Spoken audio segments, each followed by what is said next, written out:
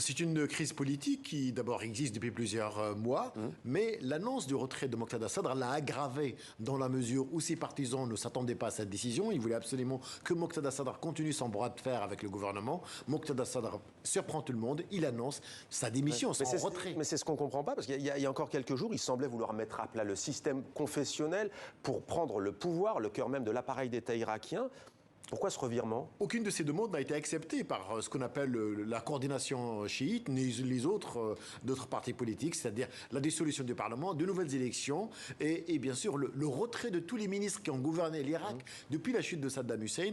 Moqtada Sadr a pris cette décision-là. Il est connu, il est versatile, il est influent, mais aussi il est imprévisible. Il est aussi très stratégique, on le sait. Il a été le fer de lance de la résistance face aux États-Unis, milicien, chef religieux. Est-ce qu'on ne peut pas aussi y voir ce soir une sorte de manipulation, une stratégie pour pousser ses partisans, comme c'est le cas ce soir dans la rue? La question qui se pose, Moqtada Sadr, quand il annonce son retrait de toutes les institutions et la fermeture de toutes les institutions, mais il nomme pas la milice d'El-Mahdi. On sait qu'il a une milice très importante, qui est chiite, qui est une des rares qui n'a pas intégré. Quitter la vie politique en Irak, ça ne veut pas dire je quitte la scène publique et le pouvoir. Oui. Et d'ailleurs, on voit bien que ces partisans qui envahissent toutes les institutions. Il y a une paralysie de l'État irakien depuis plusieurs mois. Et ça, c'est très grave. Sauf que là, on voit quand même l'armée irakienne qui décrète un couvre-feu.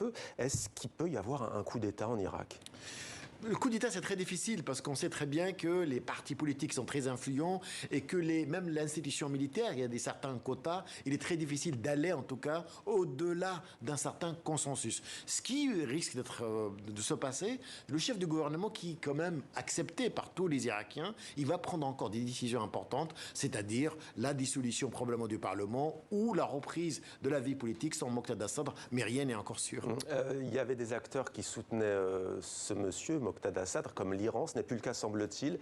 Là, on est dans une affaire purement irako-irakienne, ou est-ce qu'il y a aussi, là, encore une fois, une influence de l'étranger? C'est un mélange de nationalisme et de populisme. Moqtada Sadr a voulu en quelque sorte se dissoudre avec les autorités iraniennes. Il voulait un peu jouer le militant nationaliste.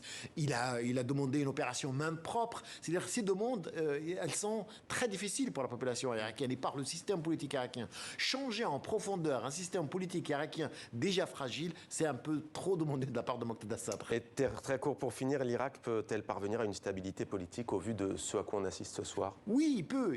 Il y a un certain quand même un consensus au sein de la classe politique irakienne, hormis Moqtada Sadr. Mais est-ce qu'il y a une culture du compromis? La culture du compromis, elle est un petit peu faible, elle est fragilisée. Mais tant qu'on a le président actuel, M. Barham Salah, le chef de gouvernement Kazimi, ils tiennent absolument aux institutions de l'État, c'est-à-dire la justice et le retour au Parlement.